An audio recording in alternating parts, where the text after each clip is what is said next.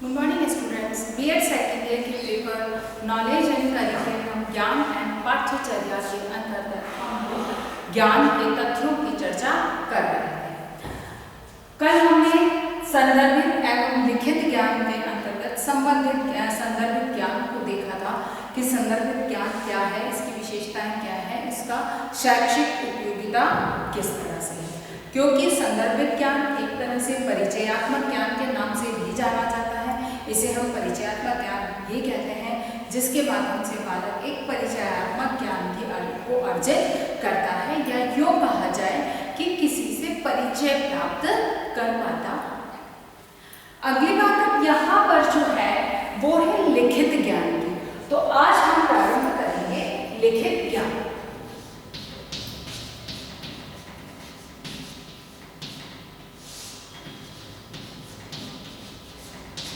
लिखित ज्ञान क्या है? अगर हम कहें इसको लिखित ज्ञान भी कहा जाता है और इसे तथ्यात्मक ज्ञान भी कहा जाता है।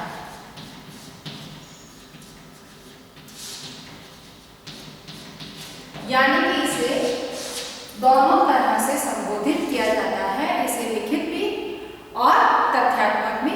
क्योंकि लिखित ज्ञान जो कुछ भी वहां पे संकलित किया जाता है, लिखा जाता है, निश्चित है कि वह वर्णन पर आधारित होता है। लिखित ज्ञान में क्या होता है?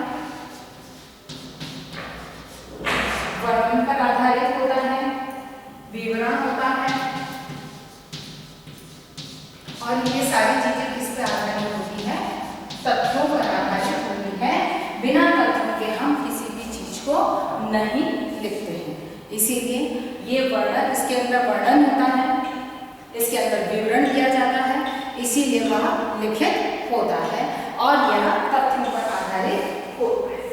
अब बात आती है कि जब हम लिखित ज्ञान की बात करते हैं तो फिर इसकी विशेषताएं क्या हो सकती हैं?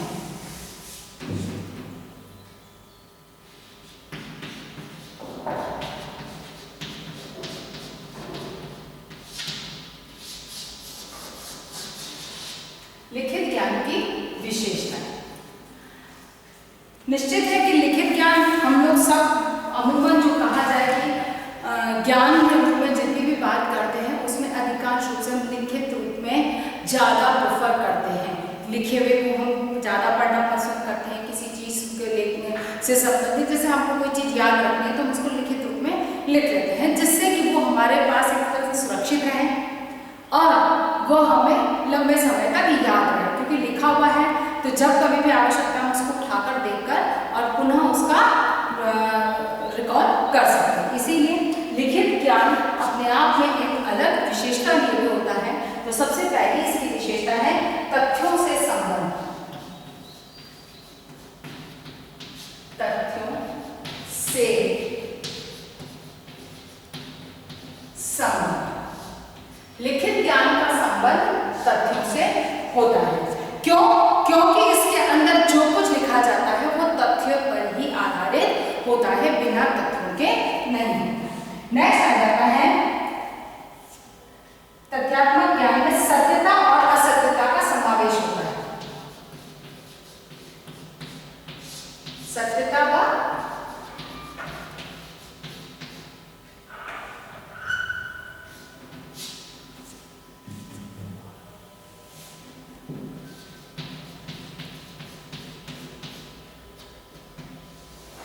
तथ्यात्मक ज्ञान में जो तथ्यात्मक ज्ञान है वह सत्यता और असत्यता पर आधारित होता है। यानी कि यह ट्रुथ भी हो सकता है और लाई भी हो सकता है। क्यों?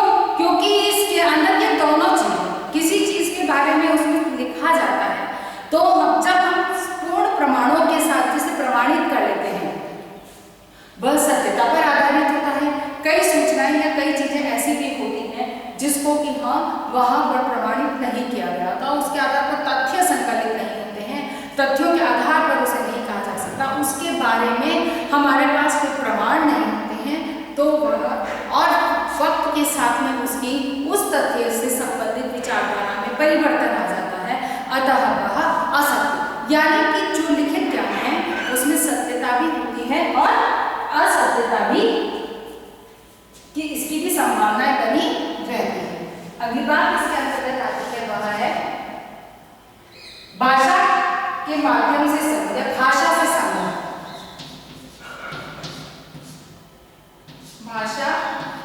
से संबंध।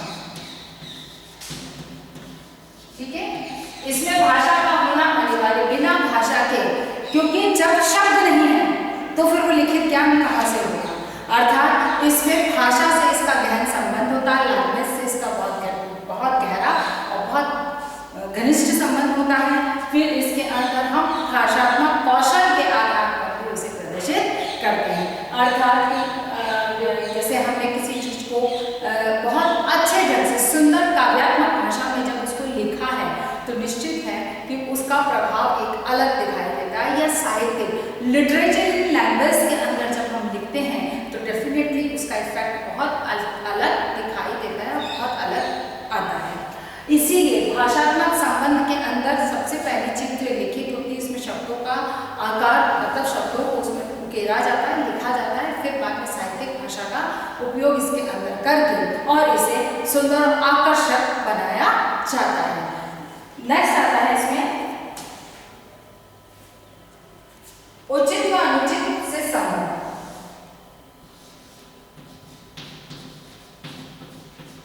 उचित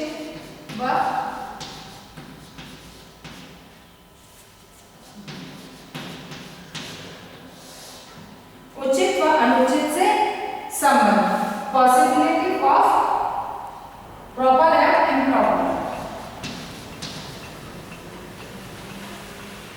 संभावना,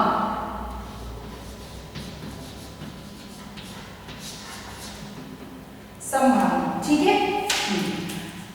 पॉसिबिलिटी ऑफ पॉसिबल और प्रॉपर और इम्प्रॉपर, यानी कि उसमें इसमें उचित और अनुचित दोनों की संभावनाएं बनी रहती है। जब कोई चीज एक मान्य या जिसके सबके द्वारा जिसे माना जा सकता है, स्वीकृति दी जा सकती है, स्वीकृति इन सेंस सबके लाभकारी हो या कहा जाए कि सबका जिससे उपयोगी हो वह उचित होता है। और कुछ चीजें होती हैं जो अनुचित होती हैं जिससे किसी को कोई लाभ प्राप्त नहीं होगा, उसकी उपयोगिता से हो सकता है कि किसी को किसी तरह का नुकसान हो सकता है। इसीलिए इसमें उचित और अनुचित दोनों की संभावनाएं बनी रहती है या वो संभव है कि ऐसा हो। अगली बात इसमें जो है वो है क्रमबद्ध प्रस्तुति, सिस्टमैटिकली प्रेजेंटेशन।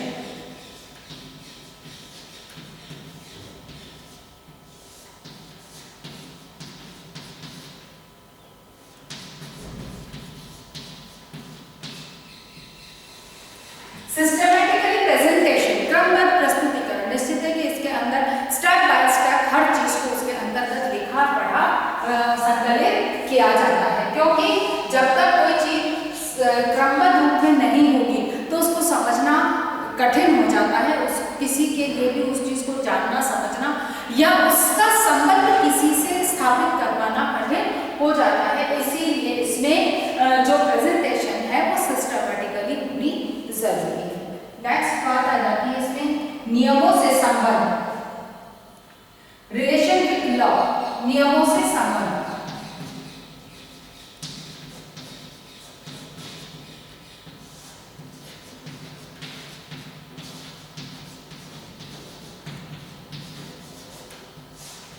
नियमों से संबंध, रिलेशन विद लॉ, क्योंकि इसके अंदर जो भी नियम है उनका पालन होना बहुत जरूरी है। बिना अगर नियमों सिद्धांतों के अगर आप लिखित रूप में कोई चीज प्रस्तुत करते हो निश्चित है कि वो अप्रभावी हो जाती है। अगर हम लेखन कला की ही नियम की बात करें तो लिखने का जो क्रम है, जैसे कि एक निबंध हम लिखते हैं तो निबंध का नियम कहता है कि उसको सबसे पहले उसकी भूमिका या प्रस्तावना लिखी जाए, उसके बाद में उसका एक जो विषय वस्तु है उसके आधार पर उसे लिखा जाए। अगर उससे भूमिका के बाद में विशिष्ट शब्द जो आवश्यक है उनका परिचय आवश्यक है तो पहले उन्हें लिखा जाए, फिर बाद में वर्णन किया जाए या प्रस्तुति दी जाए, उसके बाद में निष्कर्ष निकाला जाए। आवश्यक है तो अगर उसमें कोई निष्कर्षणात्मक है तो वो निष्कर्ष निकाला जाए, देन सुझावात्मक पॉसिबल है तो सुझाव। अगर नहीं है, एक सामान्य सा लिखना है तो प्रस्तावना, विषय वस्तु या प्रस्तुतिकरण और निष्कर्ष, इस रूप में हम तो ये एक नियम होता है। इसी नियम से हम किसी निबंध या किसी उसको लेख को हमारे साथ उसके सामने हम रखते हैं। प्रस्तुतिकरण में भी अगर पॉइंट डिस्क्राइब करते हैं। इसीलिए अगर लेखन कला के नियम की बात करते हैं तो हम उन नियमों का निबंध जैसे है तो उनके उसका पालन करें। अन्य जो भी जरूरत है वहाँ पर हर चीज़ का, जैसे उसमें स्पष्ट लिखावट स्पष्ट होनी चाहिए, त्रुटियाँ नहीं होनी चाहिए, भाषात्मक सरलता सहजता होनी चाहिए, और ऐसी भी नहीं जिसको देखकर अच्छा ये किस लेवल की है, ऐसी एक बालक के स्तर के अनुकूल उसकी भाषा होनी चाहिए। तो कहने का मतलब जो नियम है उनका सही पालन किया जाना चाहिए। अगली बात आती है दो तथ्यों का संबंध।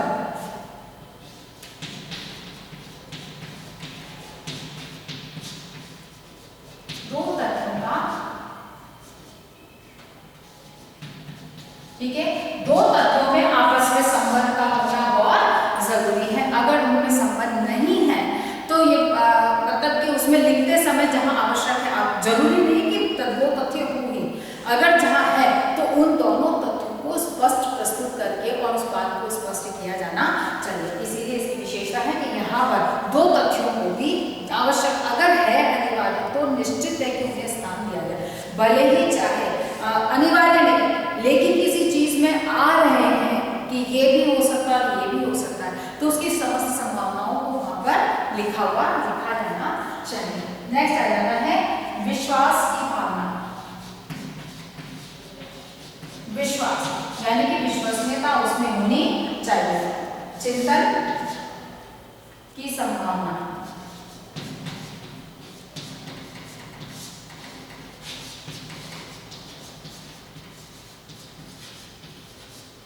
चिंतन की संभावना निश्चित है कि इसके अंदर चिंतन की समस्त संभावना, जितनी संभावना है कि चिंतन के सभी बालक में एक चिंतनात्मक विचारों का या चिंतन क्षमता के विकास के लिए हर संभव स्थान वहाँ पर संकलित होना, वहाँ पे लिखा जाना चाहिए। यानी कि विषय वस्तु को जब आप लिखित रूप में कोई लिख रहे हैं तो उसमें ऐसे बिंदु होने चाहिए जो कि बालक की चिंतन क्षमता का विकास कर सके। इसीलिए चिंतन की संभावनाएं बनी रहती हैं।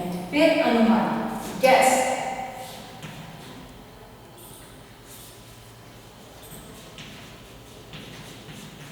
अनुमान गैस, इसमें अनुमान की भी सभी संभव जो है वो उसको भी संकलित अनुमान गैस भी वहां पर लगाया जा सकता है। अर्थात कि लिखित ज्ञान के अंदर जो है या लिखित अवस्था में होता है उसमें अनुमान की भी, जैसे अनुमानित रूप की ये भी संभावना है, ऐसा भी उसमें संकलित किया जाता है। फिर पाठ्य पुस्तकों में समाहित, पाठ्य पुस्तकों में समाहित लिखित ज्ञान को निश्चित है कि पाठ्य पुस्तकों के अंदर लिखा जाता है। और फिर निष्कर्ष से संबंध,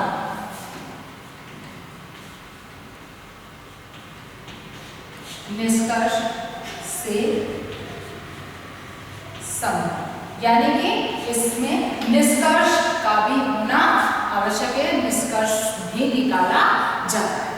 यानी कि लिखित ज्ञान की अगर विशेषताओं पर ध्यान दें तो वे हर संभव, यानी कि इसका सकारात्मक और नकारात्मक से मतलब तो हर चीज नेगेटिव, सत्य असत्य ये कहा जाए, फिर क्रमबद्धता, उचित अनुचित, इन सभी चीजों को वहाँ पर स्थान दिया जाता है। अनुमान को उसमें स्थान दिया जाता है, निष्कर्ष को स्थान दिया जाता है, जिससे कि सत्य, क्योंकि अगर यह सब नहीं है तो बालक की चिंतनात्मक और तार्किक क्षमता का विकास नहीं कर सकते हैं। और जो कि ये कहा जाता है कि बालक को अगर कुछ आप विकास करना चाहते हो, मानसिक विकास बालक का अगर आवश्यक है तो उसके लिए आवश्यक है कि तार्किक चिंतन की क्षमताओं का विकास उसमें होना चाहिए। और लिखित ज्ञान इसके लिए बालक में अपनी क्षमताओं के विकास में योगदान देता है।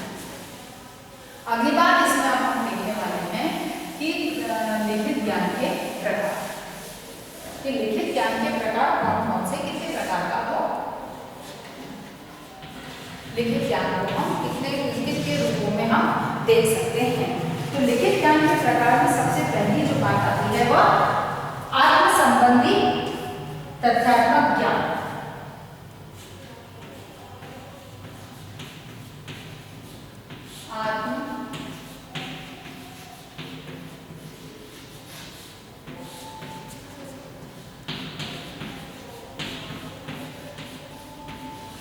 आत्म संबंधी तथ्यात्मक ज्ञान, ठीक है ना, यानी कि सेल्फ रिलेटेड फैक्चुअल नॉलेज, ठीक है ना, सेल्फ रिलेटेड फैक्चुअल नॉलेज यानी कि आत्म संबंधी तथ्यात्मक ज्ञान। पहला जो होता है जिसमें कि आत्म संबंधी स्वयं के बारे में जो लिखा जाता है उसे आत्म संबंधी तथ्यात्मक ज्ञान कहा जाता है, या अगर हम सरल शब्दों में ऑटोबायोग्राफी यानी कि किसी की स्वयं की लिखी गई जीवन गाथा, कहानी या स्वयं के अनुभव उससे संबंधित है, वो आत्म संबंधी है। नेक्स्ट, अन्य व्यक्तियों से संबंधित तथ्यात्मक ज्ञान,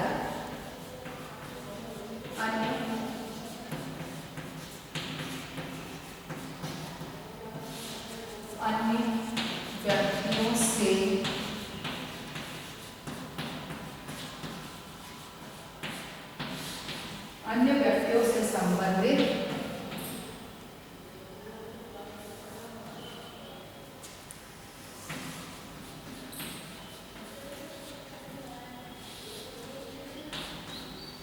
ठीक है।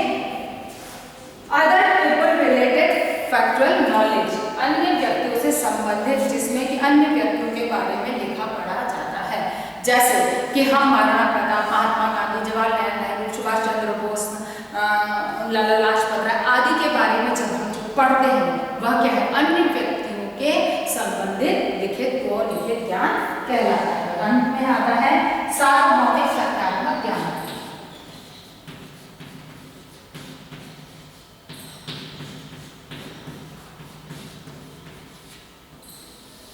सार्वभौमिक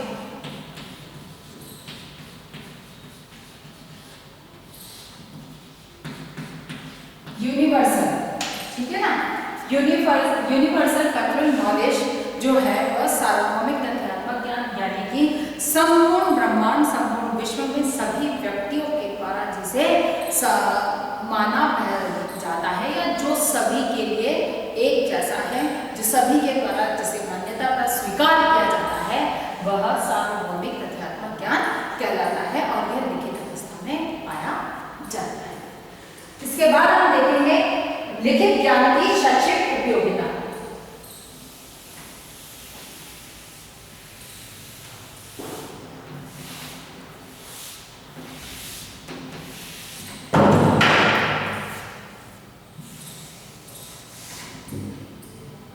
लिखित ज्ञान की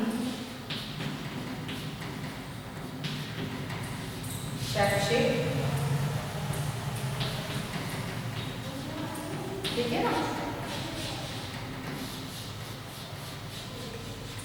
लिखित ज्ञान की शैक्षिक उपयोगिता, क्योंकि निश्चित है कि लिखित ज्ञान लिखित में है तो ये कहा जाए कि विद्यालयी व्यवस्थाओं में ये लिखित रूप में ही इस ज्ञान की सबसे ज्यादा अहमियत होती है, अर्थात कि वहां पर सर्वाधिक महत्व दिया जाता है वह लिखित ज्ञान को दिया जाता है। इसीलिए लिखित ज्ञान का शैक्षिक उपयोगिता आपको हमें विशेष समझाने या बताने की आवश्यकता नहीं, हमें पता है। पहला है तथ्यों का क्रमबद्ध प्रस्तुतीकरण,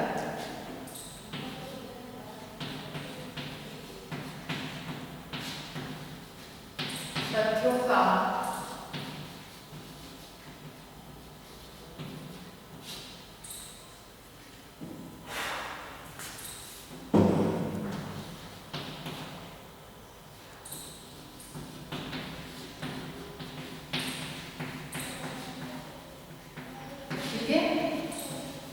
तथ्यों का क्रमबद्ध प्रस्तुतीकरण यानी कि सिस्टमैटिकली प्रेजेंटेशन ऑफ फैक्ट्स, क्योंकि इन तथ्यों की क्रमबद्ध प्रस्तुतीकरण सिस्टमैटिकली जो है वो प्रेजेंटेशन बहुत जरूरी होती है और इसीलिए शैक्षिक व्यवस्था के अंतर्गत जो है तथ्य लिखित रूप में जो तथ्य लिखे जाते हैं वह क्रमबद्ध रूप से यानी कि सिस्टमैटिकली उसे लिखा जाता है, रखा जाता है।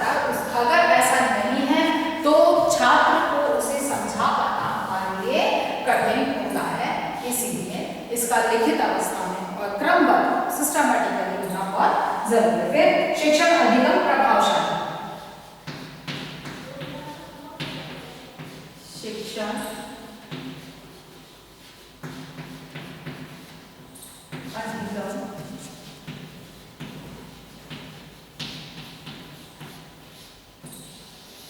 शिक्षण अधिगम प्रभावशाली लिखित अवस्था में है तो निश्चित है कि हम, जैसे इस समय आप स्टूडेंट्स हमारे सामने में,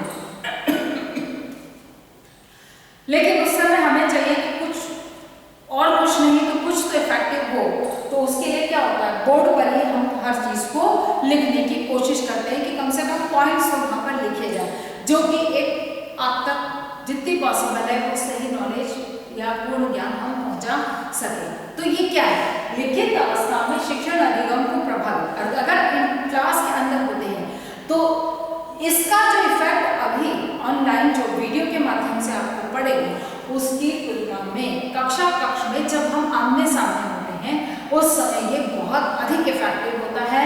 स्टूडेंट्स उसके अंदर एक्टिव रहता है, टीचर के साथ इन्वॉल्व रहता है। ऐसी स्थिति में जो टीचिंग जो है वो बहुत इफेक्टिव बनाई जा सकती है। इसीलिए टीचिंग लर्निंग को इफेक्टिव बनाने में लिखित जो है ज्ञान का बहुत अहम भूमिका निभाता है। उसके बाद आता है उचित शिक्षण विधियों का ज्ञान। शिक्षण विधियां,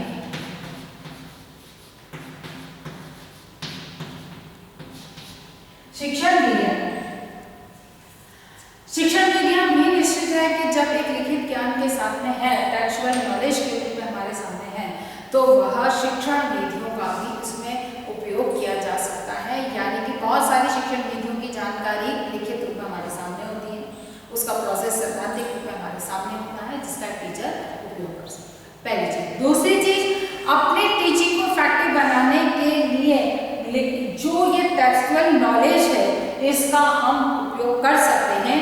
और एक कुछ ऐसी विधि, जैसे कि टीचर ने कहा कि चलो 2 बुक्स बना दिए गए, अब आपको स्पेलिंग सबको नोट करनी है, कोई स्पेलिंग बोलेगा नहीं, वो नोट करेगा। तो ये क्या हुआ, एक कॉम्पिटिटिव पॉइंट ऑफ व्यू से एक प्ले मेथड है जिसके माध्यम से बच्चों को स्पेलिंग सिखाई गई, या किन्हीं स्टेट्स और स्टेट्स की राजधानियों के नाम सिखाए गए, या अन्य कोई चीज ऐसी है जिसको याद कराना आवश्यक है और वो बच्चे को एक अलग तरह। तो हम इस तरह की एक टीचिंग मेथड के रूप में इसका उपयोग कर सकते हैं। तो कहने का मतलब ये हो गया कि शिक्षण विधियों की दृष्टि से भी इसका महत्व होता है, इसकी उपयोगिता देखी जाए। नेक्स्ट आ जाता है ज्ञान का एकत्रीकरण, कलेक्शन ऑफ नॉलेज। ज्ञान का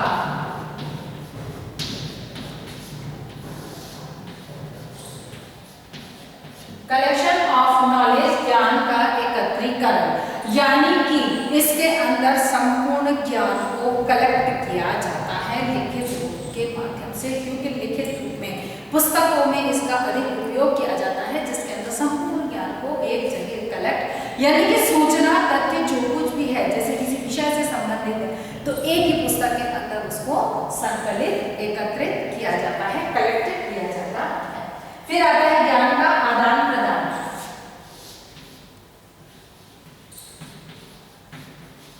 आदान प्रदान यानी कि प्राप्त करना और देना, ठीक है ना, एक्सचेंज ऑफ नॉलेज। क्योंकि लिखित ज्ञान में है तो हम इजीली ज्ञान का एक दूसरे को आदान प्रदान कर सकते हैं। जैसे किसी तथ्य से संबंधित है, अब ऑनलाइन में है, आप लोग आपस में ग्रुप स्टडी कर रहे हैं, तो आपके पास जो नॉलेज है आपने चैट बॉक्स में डालकर वो अपने ग्रुप में डाला, ग्रुप के सभी बच्चों ने उसको पढ़ा, उसमें से जिसको जो और अच्छा लगा उसने और उसको वापस डाला, तो एक दूसरे की नॉलेज का आदान प्रदान लिखित रूप में हुआ। तो यही चीज है कि टेक्सुअल नॉलेज जो है वो ज्ञान का आदान प्रदान, नॉलेज का एक्सचेंज बहुत इजीली हो पाता है इसके माध्यम से। इसीलिए शिक्षक ने जो कुछ कहा वो पुस्तकीय ज्ञान के माध्यम से या अपने अनुभवी ज्ञान के माध्यम से उसे एकत्रित किया और बच्चों को दिया। बच्चों ने उसको लिखित रूप में अपने पास संकलित किया और फिर बाद में बच्चों ने जो अपने स्तर पर समझा पढ़ा ज्ञान अर्जित किया, उसके आधार पर पुनः एग्जाम के रूप में शिक्षक के सामने रखा, जिसमें से हो सकता है कि कोई एक नया पॉइंट, एक बच्चे ने कोई ऐसी बात लिख दी हो कि टीचर ने उसके बारे में कभी उसका ध्यान उस तरफ गया हो, तो वो उसके लिए एक नया पॉइंट उसके पास आता है। तो कहने का मतलब यह है कि लिखित रूप में जो ज्ञान अवस्था होती है वह नॉलेज को बहुत इजीली एक्सचेंज करने का बहुत अच्छा सोर्स होती है, ज्ञान का आदान प्रदान करने का बहुत अच्छा माध्यम लिखित नॉलेज है या लिखित ज्ञान है। नेक्स्ट इसमें आता है आपका, वो है अनुसंधानों का सार्वभौमिक उपयोग।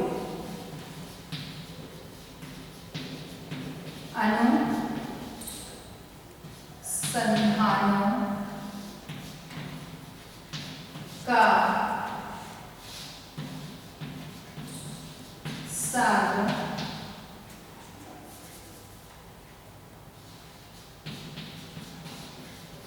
सार्वजनिक उपयोग। ठीक है, अनुसंधानों का सार्वजनिक उपयोग, क्योंकि जो भी अनुसंधान होते हैं उनके क्या निष्कर्ष, जो भी रिसर्च होते हैं, रिसर्च का ये कहा जाए कि यूनिवर्सल यूज ऑफ रिसर्च, किसी भी रिसर्च का उसके रिजल्ट्स जो आते हैं उसके आधार पर जिस एक नतीजे पर या निर्णय पर हम पहुंचते हैं, जैसे हमने कहा NCERT इनके द्वारा टाइम पर एजुकेशनल मेथड, टीचिंग मेथड्स को लेके अनुसंधान या रिसर्च होते रहते हैं, और जो रिसर्च के रिजल्ट्स जो होते हैं वो लिखित रूप में हमारे सामने होते हैं। फिर उसके आधार पर वो टीचिंग मेथड क्या है और उसके क्या रिजल्ट है। जब ये चीज सामने होती है तो जैसे हमें पढ़ने को मिला, हमको लगा कि हाँ कि भाई हम इसको बहुत यूज कर सकते हैं, तो हम उसका बहुत आसानी से उपयोग कर सकते हैं। फिर आता है विद्यालय व्यवस्थाओं में उपयोगिता। विद्यालय उपयोगिता, ठीक है, क्योंकि विद्यालय में इसकी उपयोगिता 100% होती है, क्योंकि लिखित रूप में ही सारा ज्ञान वहां पर होता है। फिर पाठ्यक्रम व शिक्षा क्रम के निर्माण, पाठ्यक्रम व शिक्षा क्रम का निर्माण, ठीक है ना, इसके निर्माण के लिए भी इसकी आवश्यकता मानी जाती है, क्योंकि उसको बहुत इजीली लिखित अवस्था में पाठ्यक्रम का निर्धारण होता है। तो वो सबके पास। फिर शैक्षिक उद्देश्य,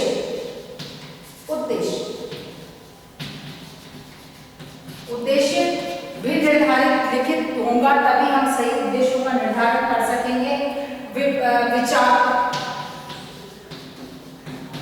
विचारों से अवगत होना, विभिन्न विद्वानों के द्वारा जो भी विचार कहे लिखे जाते हैं वो लिखित रूप में होते हैं, जिससे कि हर कोई उनसे आसानी से जुड़ सकता है। फिर है सामाजिक गुणों का विकास, क्योंकि किस तरह की व्यवस्था, कौन सा व्यवहार ऐसा था जिसमें किस प्रकार की प्रतिक्रिया करने से क्या परिणाम रहा, वो चीज जब लिखी भी होती है तो बालक में सामाजिक गुणों का आपस में विकास होता है। और नेक्स्ट आता है नैतिक गुणों का विकास। लिखित रूप में जब वस्तुएं हमारे सामने होती है, तथ्य हमारे सामने होते हैं, तो हम सामाजिक गुणों का विकास करना भी हमारे लिए आसान होता है, नैतिक गुणों का विकास करना भी आसान हो सकता है। अपनी बात को मैं यही समाप्त करते हुए आज का हमारा होमवर्क है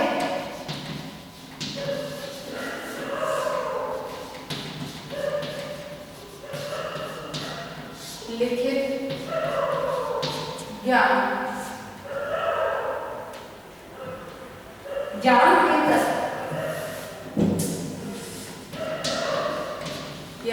के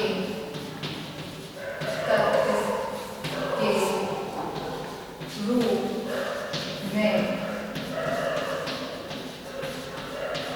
लिखित ज्ञान को स्पष्ट, ठीक है, ज्ञान के तथ्य के रूप में लिखित ज्ञान को स्पष्ट कीजिए। अपनी बात को समाप्त करने से पहले कोविड-19 की इस महामारी में अपने आप को सुरक्षित रखें। बहुत अधिक आवश्यकता होने पर घर से बाहर निकलें। घर से बाहर निकल रहे हैं तो मास्क लगाएं, सोशल डिस्टेंसिंग का पालन करें और अपने हाथों को सैनिटाइज करते रहें। स्वस्थ रहें, सुरक्षित रहें। धन्यवाद।